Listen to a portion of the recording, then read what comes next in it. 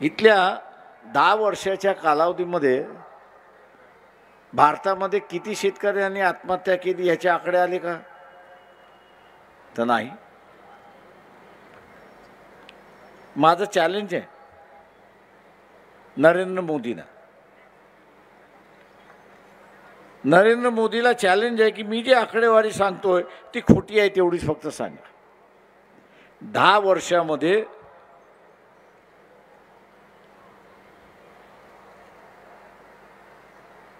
74,000 शेतकरी आणि शेतमजूर यांनी आत्महत्या केली.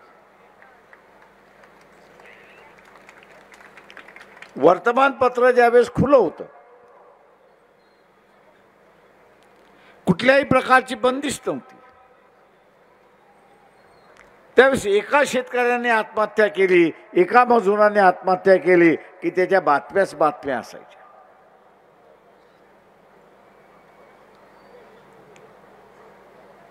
आणि त्या कुटुंबाला मदत द्यायला अनेक जण पुढे यायचे. गेल्या 10 वर्षामध्ये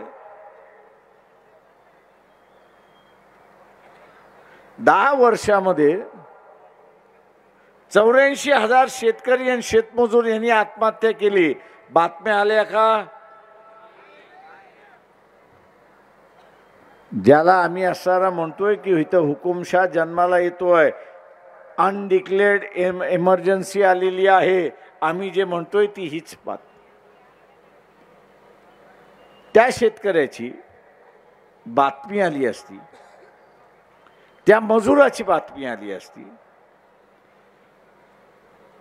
तर कार्यकर्त्याची यंत्रणा हल्ली असती आणि त्यांनी शासकीय यंत्रणा हल्ली असती, थोडीफार मदत त्या कुटुंबाला मिळाली असती. अशी परिस्थिती आहे.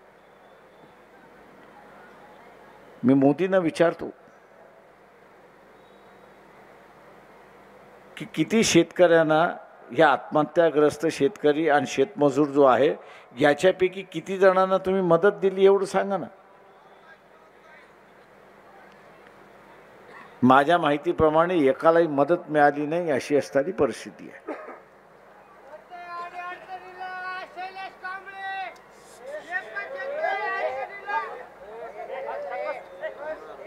बस राजा.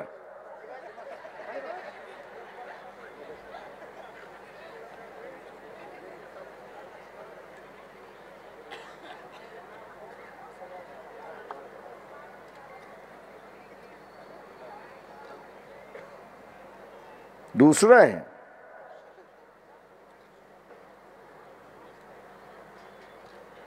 दुसरं महत्त्वाचं आहे त्याच्यामध्ये, आणि ते म्हणजे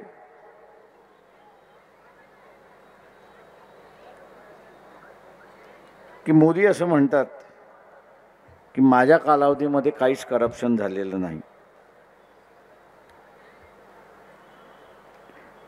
काँग्रेसवाल्यांनी लिहिलं, निश्चितपणे लिहिलं, नाही असं नाही, पण काँग्रेसवाले त्या संदर्भात बोलायला तयार नाहीत. काँग्रेसवाल्यांनी लिस्ट काढली आणि त्या लिस्टमध्ये किती ठिकाणी करप्शन झालंय याची असणारी माहिती दिली. मी आपल्याला ती माहिती सांगतो. हे काँग्रेसवाल्यांचे आकडे आहेत, माझे आकडे नाही आहेत.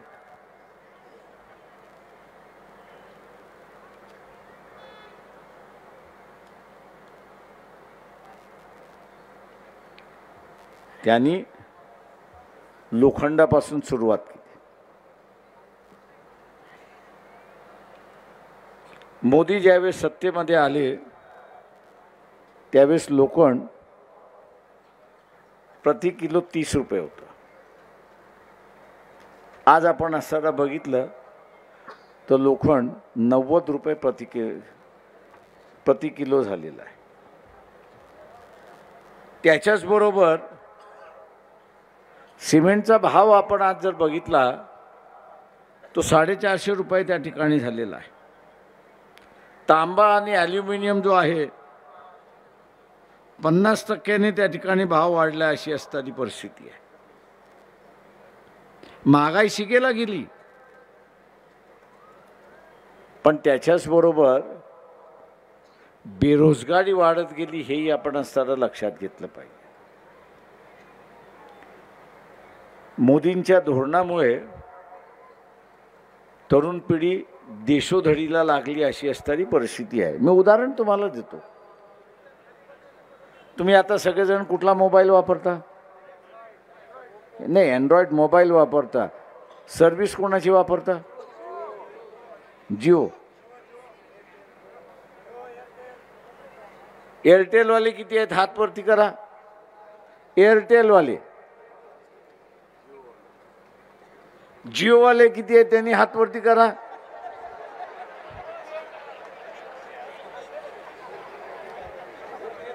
ते जिओलाही शिव्या घालत नाही आणि एअरटेललाही शिव्या घालत नाही.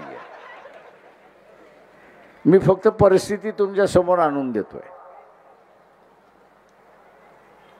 जिओने पहिल्यांदा काय केलं की फुकट 1 GB 2 GB फुकट. आणि आपण सगळेजण एअरटेल असेल, वोडाफोन असेल, BSNL असेल, अमुक असेल, बाजूला टाकले आणि जिओवरती आपण गेलो. बरोबर आहे. आता वोडाफोन चालू आहे का? नाही ना.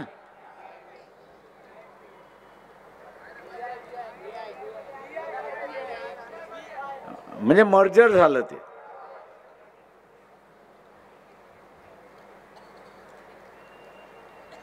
एकंदरीत ह्या मोबाईलच्या सर्व्हिस देणाऱ्या किती कंपन्या होत्या आपण मोजू. एक एअरटेल, एक BSNL, आयडिया, चौथी वोडाफोन.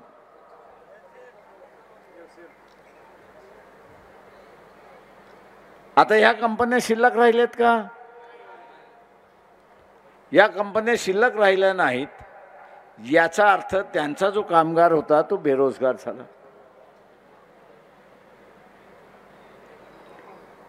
आता बेरोजगार होणार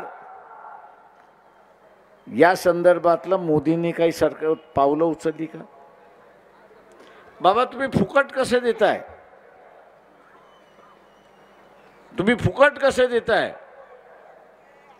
जिओने फुकट कुठपर्यंत दिलं? या कंपन्या जोपर्यंत बंद होत नाही तोपर्यंत.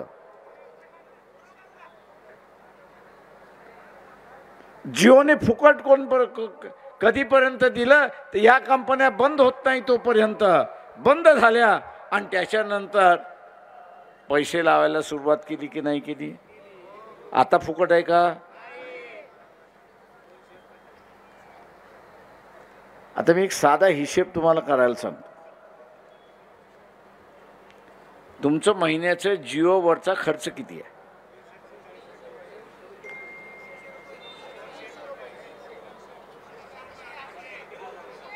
कमीत कमी खर्च किती?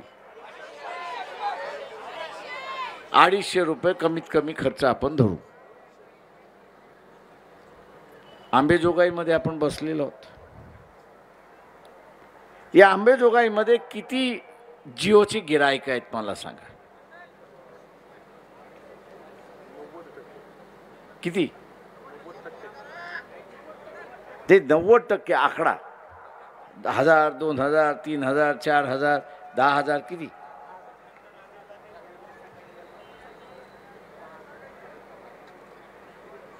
किती? आता जेवढे आहेत तुम्ही 250 त्याला मल्टिप्लाय करा. म्हणजे जिओला आंबेजोगाई किती उत्पन्न करून देते?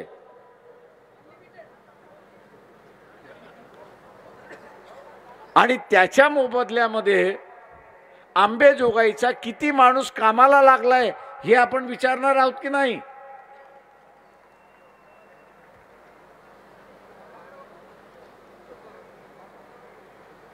आंबेजोगाईतला किती माणूस त्या जिओमध्ये कामाला लागला हे आपण विचारणार आहोत की नाही? 10 जण ती कंपनी चालवायला लागत असतील तर आज ग्राहकाची लूट होते हे आपण लक्षात घ्या. ग्राहकाची लूट होतोय. आज आपण बघितलं असेल की एका बाजूला कंपन्या बंद झाल्या त्याच्यामुळे बेरोजगारी वाढली आणि दुसऱ्या बाजूला मोदी उघड्या डोळ्याने बघत होता, झोपेत नव्हता तो, उघड्या डोळ्याने बघत होता की टेलिकॉम कम्युनिकेशनच्या मार्फत एक व्यक्ती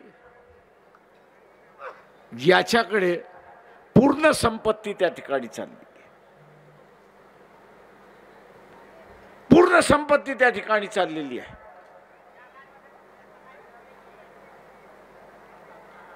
आणि या संपत्तीचा असणारा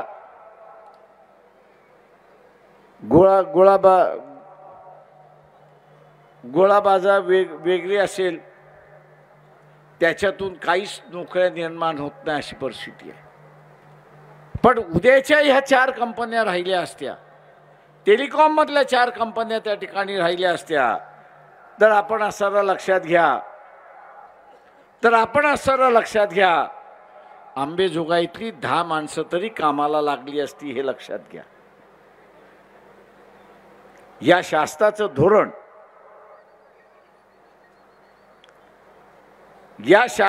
धोरण असं आहे की संपत्ती ही समाजामध्ये वाटली गेली पाहिजे, समाजाचा अधिकार असला पाहिजे. असं धोरण या सरकारचं नाही. तर या सरकारचं धोरण आहे की काही व्यक्ती या श्रीमंत व्हाव्यात आणि त्या श्रीमंत झाल्या तर त्याच्या मार्फत इथली सगळी यंत्रणा आपल्या ताब्यात ठेवावी अशी असणारी परिस्थिती आहे. ज्याला इंग्रजीमध्ये मोनोपली आपण म्हणतो, एक अधिकारशाही आपण ज्याला म्हणतो, ती एक अधिकारशाही या ठिकाणी केल्या जाते. आणि ही एक अधिकारशाही सामान्य माणसाच्या दृष्टिकोनातून अत्यंत घातक आहे असं मी त्या ठिकाणी मानतो. अत्यंत घातक आहे. काय तुमचं सगळं आयुष्य ते नियंत्रण त्या ठिकाणी करू शकतो. आणि एकदा का आयुष्य नियंत्रण झालं की हुकुमशाह निर्माण व्हायला फार वेळ लागत नाही अशी परिस्थिती आहे. मी एकच उदाहरण आपल्याला दिलं. ही ते दुसरी लूट झालेली आहे. कोणी सांगेल का मागच्या 3 महिन्यामध्ये अजून एक लूट झालेली आहे आणि प्रचंड मोठ्या प्रमाणात लूट झालेली आहे. तुमच्या लक्षात आहे का?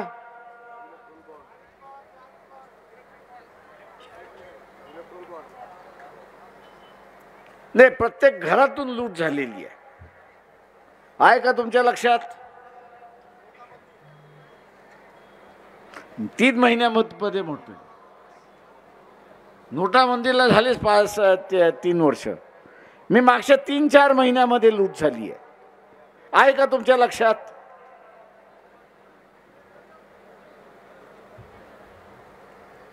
महिलांच्या तरी लक्षात आहे का?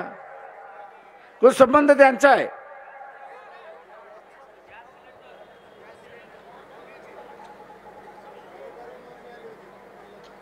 माझं म्हणणं असं आहे की यावेळेस डिसेंबर-जानेवारीमध्ये टमाटा आला,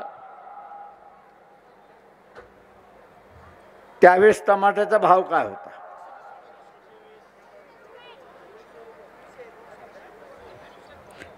टमाटा बाजारामध्ये आला त्यावेळेसचा भाव विचारतो.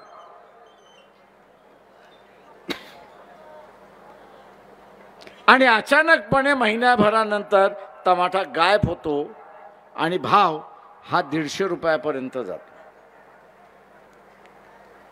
महिनाभर पुन्हा भाव 100 रुपये 150 राहतो आणि पुन्हा भाव कमी येतो आणि आता तो 20-25 रुपयाला मिळतोय.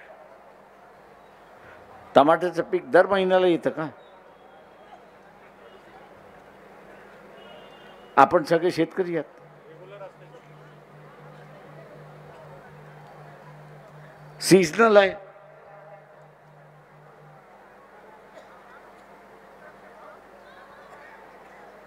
दर महिन्याला टमाट्याचं पीक येत नाही. पुन्हा हिशेब करायला सांगतो. एका घरामध्ये महिन्याभरात किती किलो टमाटा लागतो?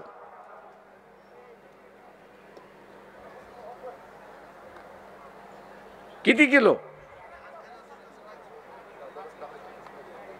महिन्याभरात किती लागतो? 5-6 किलो, 10 किलो. समजा 10 किलो 150चा भाव. टमाट्याला किती आपण खर्च केले? 1,500. आज टमाट्याचा भाव काय आहे? 25 रुपये आपण धरू. 10 किलो लागले, 250 झाले. हिशेब लक्षात आला का तुमच्या? कितीची लूट झाली त्या महिन्यात?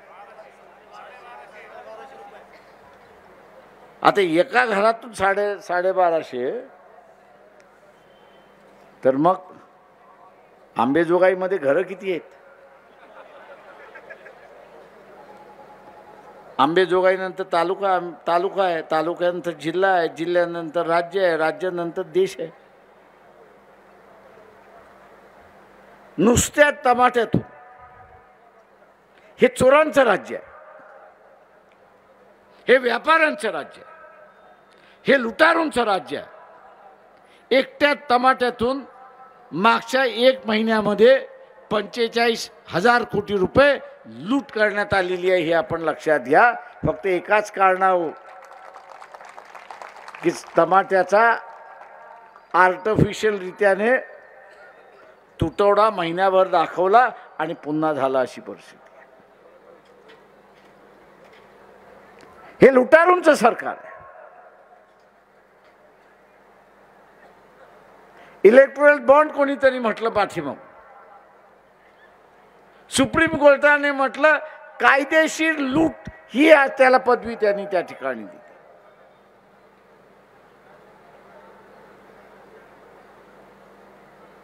आज मी असं या ठिकाणी मानतो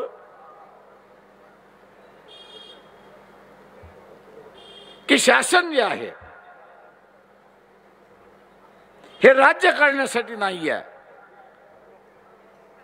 हे शासन राज्य करण्यासाठी नाही आहे, तर हे शासन तोडमोड करण्यासाठी आहे. हे आपण लक्षात घ्या. मध्यंतरी असणारा दंगलच दंगल म्हणून त्या ठिकाणी आपल्याला दिसते. मग मराठ्यांच्या आरक्षणाच्या संदर्भात असेल, ओबीसीच्या आरक्षणाच्या संदर्भात असेल, एकाही राजकीय पुढाऱ्याला भूमिका घेणं अवघड होतं. मी अनेक जणांना फोन केला, अरे म्हटलं आपण भूमिका घेऊ, हे भांडण चांगलं नाही, मिटलं पाहिजे, या भांडणामध्ये काही रस नाही आहे, उगीच. ते म्हटले प्रकाशराव तुम्हाला भूमिका घ्या, तुम्हाला काय जाते? म्हटलं माझं काही जात नाही म्हटलं, पण लोकांचं जातं एवढं लक्षात घ्या. मान्य करतील करतील, नाही मान्य करतील नाही मान्य करतील. आणि म्हणून आम्ही असं म्हटलं की इथल्या असणाऱ्या गरीब मराठ्याला आरक्षणात दिलं पाहिजे, का ती आज काळाची गरज आहे. ती आज काळाची गरज आहे. वेगळं आरक्षण द्या, पण द्या.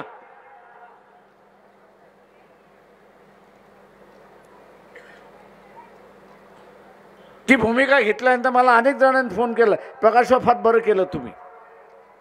म्हटलं का तुमचा रस्ता मोकळा केला म्हणून तुम्हाला असणारं बरं वाटतंय का? म्हणजे इथे सामाजिक दृष्टिकोनातून तेढ निर्माण होते, सामाजिक दृष्टिकोनातून बिघडत चाललेला आहे. त्या बिघडलेल्या परिस्थितीला आपण असणारा नियंत्रणाखाली आलं पाहिजे, शांतता आणली पाहिजे. म्हणून एकाही राजकीय नेत्याचा हिम्मत होत नाही हे आपण लक्षात घ्या. आणि त्या कॅटेगरीमध्ये शरद पवार सुद्धा येतात हे आपण लक्षात घ्या. घ्या ना भूमिका, मी त्यांना म्हणालो.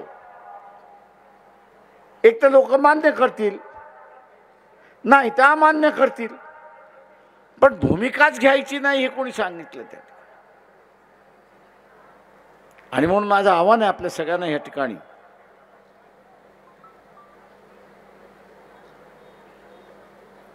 की शेतकऱ्यांच्या दृष्टिकोनातून दिल्लीमध्ये जे आंदोलन झालं आणि त्यांनी असताना म्हटलं की दरवर्षी हमीभाव, आता हा हमीभाव सुद्धा का जाहीर केला जातो दरवर्षी? काका घटनेने सांगितलेलं आहे की इथं असणारं ॲग्रिकल्चर कमिशन बसलं पाहिजे आणि ॲग्रिकल्चर कमिशनला जिम्मेदारी दिली की तुम्ही पावसाळ्याच्या सुरुवातीला भाव काय असेल, सपोर्ट प्राईस काय असेल, हे तुम्ही जाहीर केलं पाहिजे. घटनेची तरतूद असल्यामुळे ते जाहीर करतात, नाही तर त्यांनी केलंही नसतं. कायदा करावा म्हणून सांगणार, हमी भावाचा कायदा करा. मोदी सरकार ती करत नाही आणि काँग्रेस आणि एनसीपी हे दोघंही बोलत नाहीत, हे आपण लक्षात घ्या. काँग्रेसही बोलत नाही, एनसीपी बोलत नाही आणि शिवसेना तर बोलणारच नाही, अशी असणारी परिस्थिती आहे. काका त्यांना माहित आहे की त्यांनी त्यांचं तोंड उघडलं तर 2006ला काँग्रेस आणि राष्ट्रवादीचं सरकार, काँग्रेस आणि राष्ट्रवादीचं सरकार होतं. या सरकारने यशवंतराव चव्हाणांची भूमिका मोडीत काढली होती, हे आपण लक्षात घ्या. यशवंतराव चव्हाणांची भूमिका काय होती की इथला असणारा शेतकरी व्यापाराशी तोंड देऊ शकत नाही आणि म्हणून 1960 साली त्यांनी बाजार समितीचा कायदा केला आणि प्रत्येक तालुक्याला एक बाजार समिती राहील आणि शेतकऱ्याचा माल त्या बाजार समितीमध्येच विकल्या जाईल किंवा उपबाजार समिती असेल त्याच ठिकाणी विकल्या जाईल, पण शेतावरती विकल्या जाणार नाही. हा हुकूम त्यांनी त्यावेळेस काढला. का काढला? तर शेतकरी आणि व्यापारी यांचा असताना मेल जमणार नाही. शेतकरी हा व्यापाऱ्याला तोंड देऊ शकणार नाही आणि म्हणून बाजार समितीची संकल्पना यशवंतराव चव्हाणांनी काढली आणि ती संकल्पना मोडायचं काम काँग्रेसने आणि राष्ट्रवादीने 2006 साली केलं आणि मोदीने 2013ला ते उचललं, अशी असणारी परिस्थिती आहे. आम्ही त्यावेळेस आंदोलन केलं, तेव्हा हेच काँग्रेस आणि राष्ट्रवादी फार घेऊन जाऊ नका, आम्ही तो अंमल करत नाही. कायदा अजूनही जिवंत आहे, हे आपण लक्षात घ्या. कायदा अजूनही जिवंत आहे, अंमल नाही एवढाच फक्त त्याच्यातलं शिल्लक राहिलेलं आहे. आणि म्हणून उद्याचा असणारा हमी भावाचा कायदा हा संसदेमध्ये झाला पाहिजे असं शेतकऱ्याला वाटत असेल तर मी आपल्याला असताना सांगतो, अशोक हिंगेशिवाय दुसरा प्रतिनिधी हे मांडू शकत नाही, हे आपण लक्षात घ्या. आम्ही काही जातीच्या नावाने मतं मागत नाही. उद्याच्या शेतकऱ्याचं भलं या दृष्टीने आम्ही असताना त्या ठिकाणी मांडतो.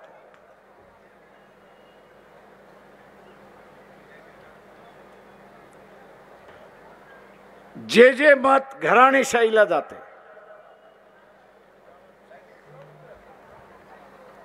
जे जे मत घराणेशाहीला जाते ते ते मत आपलं आयुष्य उद्ध्वस्त करते, हे आपण लक्षात घ्या.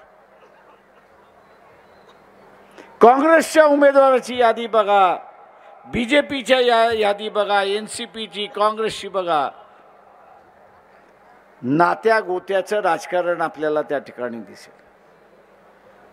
मामा भाचे कुठे आहेत, काका मावशी कुठे आहेत, असं ते इलेक्शन चाललेलं आहे. सत्ता सेनेकडे गेली काय आणि सत्ता काँग्रेसकडे गेली काय, ती एकाच घरामध्ये गेलेली आहे. आपल्याला फक्त डमरूसारखं नाचवल्या जातं हे लक्षात घ्या. ते ढोल वाजवतात आणि आपण नाचतो आणि आपल्याला असं वाटतं काय दोघं लढतात आहेत. ते दोघं लढत नाही आहेत, ते आपल्याला फसवतात आहेत की आम्ही असा लढतोय, एक कोणतरी निवडून येईल, सत्ता घरातच राहील आणि मग विकास करण्याची गरज काही आहे जेव्हा आपण लोकांना फसवू शकतो आणि लोक फसत असतील. मी आपल्याला एवढं म्हणणार आहे की सत्ता ही घराणेशाहीमध्ये कैद आहे. उमेदवारी देणं ही सुद्धा कैद आहे, हे आपण लक्षात घ्या. आणि म्हणून वंचित बहुजन आघाडीने उमेदवारी देत असताना बरेच घराणेशाहीची माणसं आली, आम्ही लढतो, पक्षाला 2 कोटी देतो. आम्ही त्यांना म्हणालो की आम्ही फकीर आहोत, तेव्हा फकीरच राहू, पण घराणेशाहीला उमेदवारी देणार नाही. गरीब माणसालाच उमेदवारी देऊ आणि त्यांना निवडून आणू. मला मराठवाड्यातलं असणारं एक चित्र चांगलं दिसतं. 4 तारखेला ते बाहेर पडावं असं मला वाटतं. लोकांनी यावेळेस कुटुंबशाहीला नाकारलं, कुटुंबशाहीला नाकारलं, घराणेशाहीला नाकारलं आणि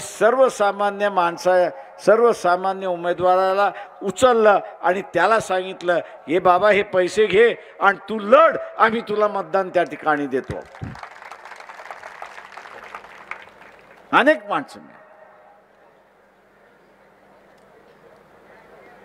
माझं आव्हान आहे आपल्या सगळ्यांना, इथे राजकीय पक्ष संकुचित होत चाललेत. बीजेपीने अगोदरच जाहीर केलं की आम्ही संकुचित आहोत, आम्ही मुसलमानाला उमेदवारी देणारच नाही. पण हीच भूमिका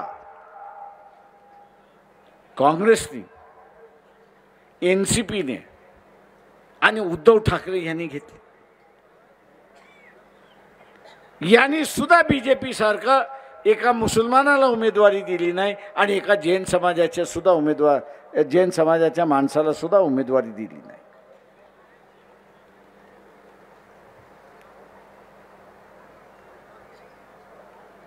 त्यांनी उमेदवारी दिली नाही. आता तुम्ही बीजेपी पेक्षा वेगळं कसं एक सांगा. बीजेपी मुसलमानाच्या विरोधात म्हणून उमेदवारी देत नाही. तुम्ही असं म्हणता आम्ही सेक्युलर आहोत,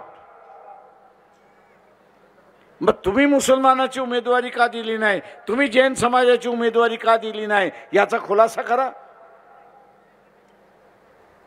निवडून येईल न निवडून येईल हा वेगळा भाग, तो मतदारांवरती अवलंबून आहे. पण पक्ष म्हणून तुम्हाला उमेदवारी देता आली पाहिजे.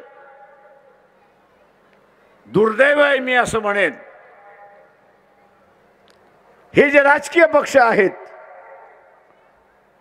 यांचे नेते जरूर आहेत, पण यांचे नेते या कुटुंबशाहीला आणि घराणेशाहीला गुलाम आहेत, हे आपण असताना लक्षात घ्या.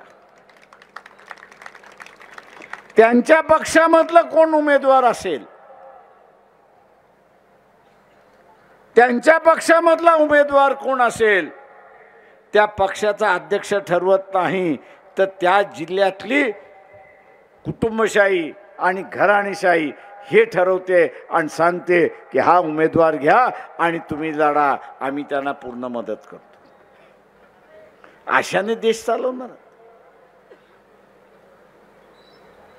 आणि म्हणून आपण बघितलं असेल की आयाराम गायारामची असणारी सोय त्या ठिकाणी चालली, अशी परिस्थिती आहे.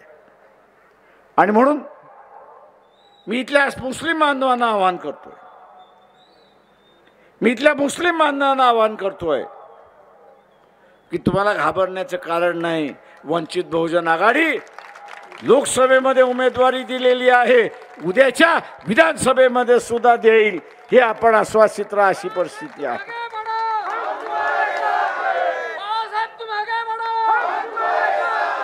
मित्रो, आंबेजोगाई हे असणारा RSSचं गड आहे, याची मला जाणीव आहे. आणि म्हणून RSSला माझा असणारा सवाल आहे, तुम्ही कुठच्या तोंडाने असणारा मोदीला मतदान द्या हे सांगताय. काँग्रेसवाल्यांकडे हिम्मत नसेल बोलायची, शरद पवारांकडे नसेल, पण आमच्याकडे हिम्मत आहे की तुमचा असणारा पर्दाफाश करण्याची.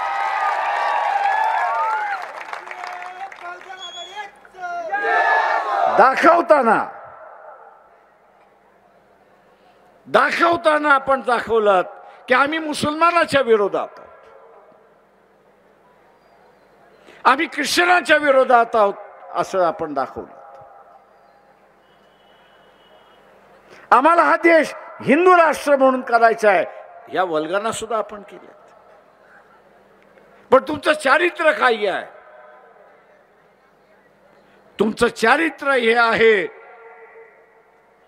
माझी माहिती नाही, याच सरकारने राज्यसभेमध्ये दिलेल्या एका प्रश्नाच्या उत्तराची माहिती मी आपल्या समोर ठेवतोय.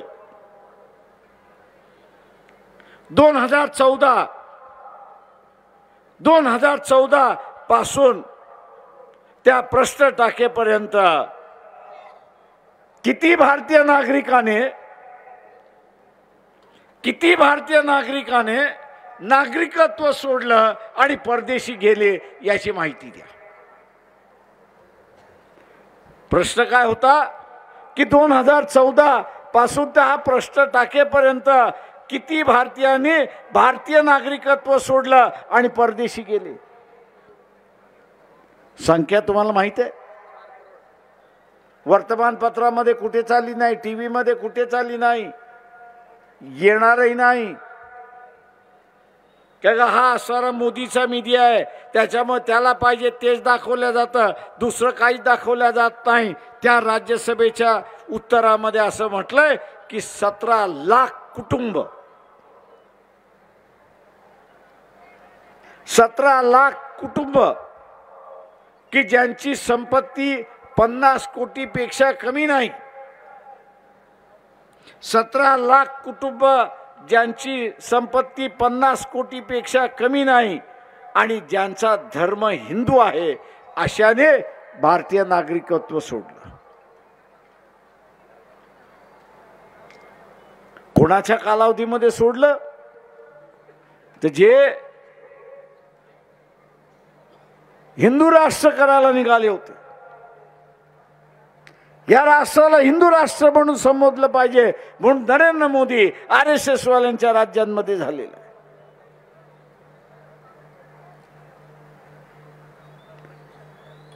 स्वातंत्र्य मिळाल्यापासून ते 2014 पर्यंत किती लोक ह्या देशामधले गेले असतील, तर तेच शासन मागतंय 7,000 लोक गेली. आणि गेले जाणारे कोण होते? यांचं वय 60 आणि 65 वर्षाचं होतं. म्हणजे ज्यांची मुलं गेली होती ते आपल्या मुलांकडे गेले, अशीच असणारी परिस्थिती आहे. म्हणजे 70 वर्षामध्ये 7,000 जातात आणि मोदीच्या 10 वर्षाच्या कालावधीमध्ये 17 लाख कुटुंब नागरिकत्व सोडतात, अशी असणारी परिस्थिती आहे. मी बी RSS वाल्यांना विचारतो की तुम्हाला राज्य आम्ही ह्याच्यासाठी दिलं होतं का की ह्या देशातलाच हिंदू हा असणारा सुरक्षित करण्यासाठी तुम्हाला आम्ही राज्य दिलं होतं का?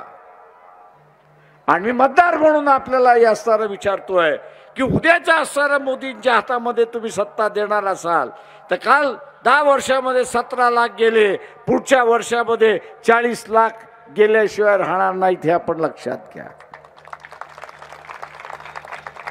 हीच अवस्था तुम्हाला पाहिजे का?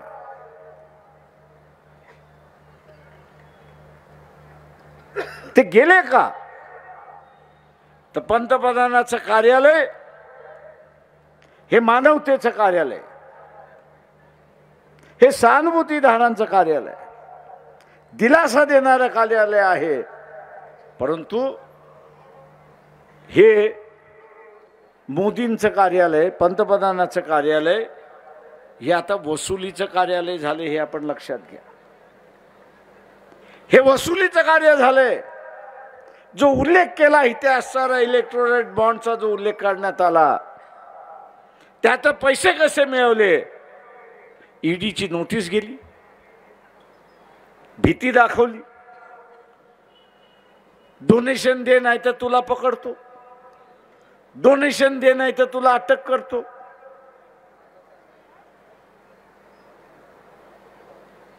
जेलमध्ये सुटून यायचं असेल पैसे भर तुला सोडतो, बेल पाहिजे पैसे भर आम्ही तुला सोडतो.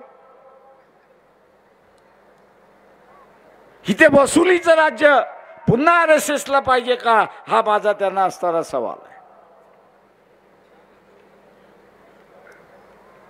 आणि या वसुलीतून तुम्ही साधणार काय यात?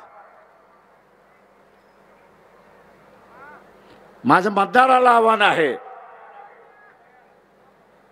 की तुम्हाला पंतप्रधानाचं कार्यालय हे वसुलीचं कार्यालय पाहिजे का? मग ठरवा की आम्ही असणारा अशोक हिंगे यांनाच निवडून देऊ, हे आपण असणारा ठरवलं पाहिजे.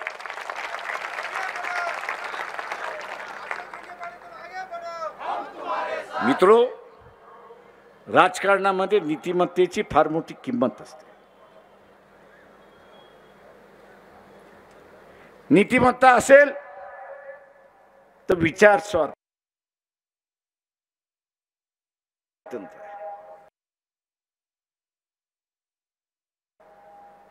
नीतिमत्ता असेल तर बांधिलकी आहे. राष्ट्रवादीच्या उमेदवाराची बांधिलकी कोणाशी आहे? भाजपची आहे. त्याच्यानंतर कोणाची आहे? त्याच्यानंतर कोणाची आहे? अजित पवारची. त्याच्यानंतर कोणाची आहे? धनंजय मुंडेची. त्याच्यानंतर कोणाची आहे? आता लेटेस्ट शरद पवारांची.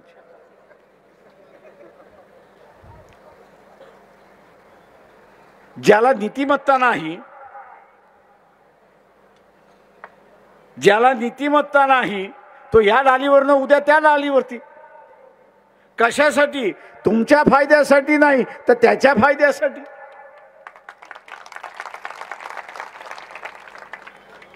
ही निवडणूक त्याच्या फायद्यासाठी, उमेदवाराच्या फायद्यासाठी नाही, तर ही निवडणूक लोकांच्या फायद्यासाठी आहे, लोकांच्या बांधिलकीसाठी आहे.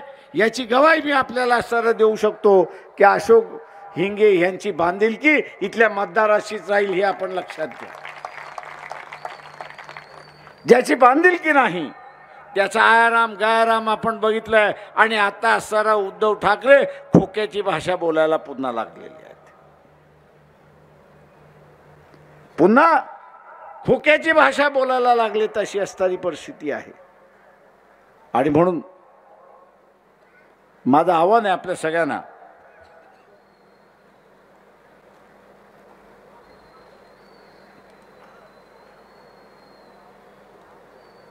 आणि म्हणून आपल्या सगळ्यांना एक लक्षात घेतलं पाहिजे, हे जे आयाराम गयाराम आहेत, हे आयाराम गयाराम आज स्वतःसाठी विकतात आहेत. उद्या हे देशाला विकणार नाही. कशावरनं? तुम्ही पाठवताय कुठे? त्याला महाराष्ट्राच्या विधानसभेमध्ये पाठवत नाही आहेत, तुम्ही पार्लमेंटमध्ये त्याला पाठवताय, की जिथे सगळ्यात मोठी जबाबदारी ही देशाच्या सुरक्षितेची आहे, देशाच्या सुरक्षितेसाठी आहे. आणि तिथे अशी विकाऊ माणसं जर गेली तर या देशाचं कल्याण झालं असं मी त्या ठिकाणी मानणार आहे. त्या लोकसभेमध्ये तरी विकाऊ माणसं जाऊ नये याची दक्षता बीडकरांनी घेतली पाहिजे, असं आवाहन मी आपल्या सगळ्यांना या ठिकाणी करतो.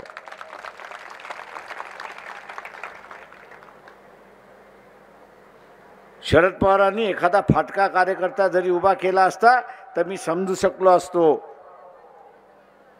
की त्या फाटक्या कार्यकर्त्याची बांधिलकी एनसीपी बरोबर आहे, शरद पवारांच्या पक्षाबरोबर आहे. पण जो उमेदवार या डालीवरनं त्या डालीवरती, त्या डालीवरनं त्या डालीवरती आणि आता असताना नव्या डालीवरती हा चौथी डाळी मिळाली तर त्याच्यावरती सुद्धा निघून जाईल. आणि म्हणून ज्यांना नीतिमत्ता नाही, ज्यांना नीतिमत्ता नाही, ज्यांना विचाराची बांधिलकी नाही, अशी माणसं पार्लमेंटमध्ये जाता कामा नये हे असताना आपण त्या ठिकाणी पाहिलं पाहिजे.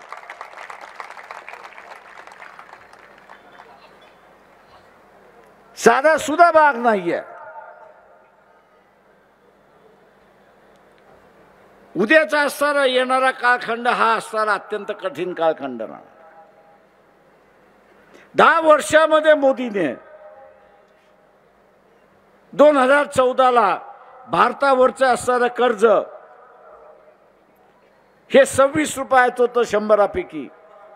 10 वर्षाच्या कालावधीमध्ये मोदींनी असणारं हे कर्ज 84 रुपयावरती, 100तले 84 रुपयावरती घेऊन गेलेले आहेत.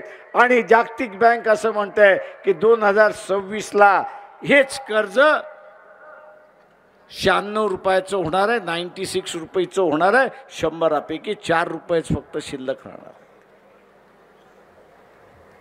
येणारा कालखंड हा असणारा अत्यंत कठीण आहे. मी इथल्या असणाऱ्या संघाला आणि मोदींना विचारतोय की उद्या तुम्ही चालवणार कसं हे सांगा. मागच्या 10 वर्षामध्ये राजकीय लोकांवरती धाडी टाकण्यात आली. मागच्या 10 वर्षामध्ये इथल्या असणाऱ्या इंडस्ट्रीवरती धाडी टाकण्यात आल्या. आता इथला व्यापारी जो आहे आणि छोटा कारखानदार जो आहे त्याला मी असणारा वॉर्निंग करतोय, त्याला इशारा देतोय, तू भले बीजेपीला पैसे दे पण या निवडणुकीमध्ये त्याला मतदान देऊ नको, एवढं लक्षात कर. या निवडणुकीमध्ये तू त्याला मतदान देऊ नको.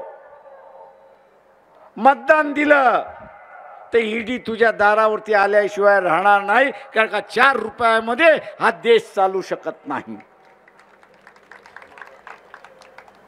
4 रुपयामध्ये हा देश चालू शकत नाही. निधी लागणार, तो मग रेड घालून लोकांकडून घ्या अशी असणारी परिस्थिती राहणार. आणि म्हणून इथल्या व्यापाऱ्यांना सांगतो, तुमच्या घरासमोर ईडी जर नसेल आणि नको असेल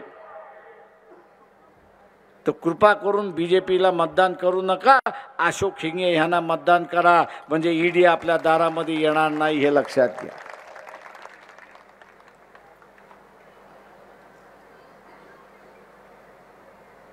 एखाद्याचा पगार हा 20,000चा असेल आणि त्याला 12,000चा हप्ता बसत असेल, त्यांनी भरला नाही, तो असताना 16,000 झाला, 4,000 शिल्लक राहिले. 4,000मध्ये तो घर चालू शकतो का? नाही ना. घराची अर्थव्यवस्था आणि देशाची अर्थव्यवस्था एकच आहे, फरक नाही त्याच्यामध्ये. फक्त एवढंच आहे की घराची अर्थव्यवस्था छोट्या पैशात आहे, देशाची अर्थव्यवस्था करोडोच्या रुपयामध्ये आहे.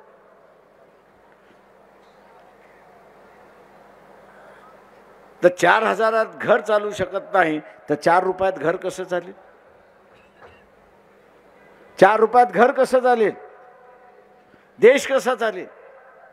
मोदीचा नवीन फंड आहे जो आपण सगळेजण बघतो, आपल्या गावामध्ये बघतो, घरामध्ये बघतो, शहरामध्ये बघतो, आणि तो म्हणजे दारुड्याचा फंडा. दारुड्याचा फंडा काही आहे? नोकरी आहे तोपर्यंत त्याचं भलं चालतं. पण दारूच्या नशेमध्ये नोकरी गेली तर मग नशा पाहिजेच, दारू पाहिजेच. मग हा दारुड्या काय करतो? काय करतो? चोरी करतो, भांडी विकतो, बायकोचा असणारा दागिने विकतो, घरदार विकतो आणि कंगाल होतो. हा असणाऱ्या दारुड्याचा फंडा. बरोबर आहे. मोदीचा फंडा काय? मोदीचा फंडा काय? मोदीचा फंडा सुद्धा तोच आहे की देशाचे कारखाने विका, ऑइल कंपन्या विका, ऑइल कंपन्या विका, लोखंडाच्या कंपन्या विका. उद्या सगळं विकून झालं तर मग सावकार काय करतो? तर सावकार मग घरदार सगळं लिहून घेतो.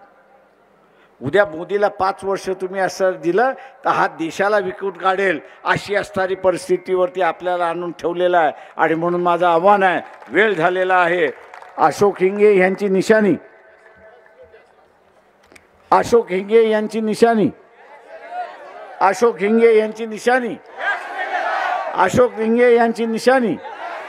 गॅस सिलेंडर समोरचं बटन दाबून आपण त्यांना प्रचंड मताने विजयी करा, हे आवाहन मी आपल्या सगळ्यांना या ठिकाणी करतोय. एबीपी माझा, उघडा डोळे बघा नीट.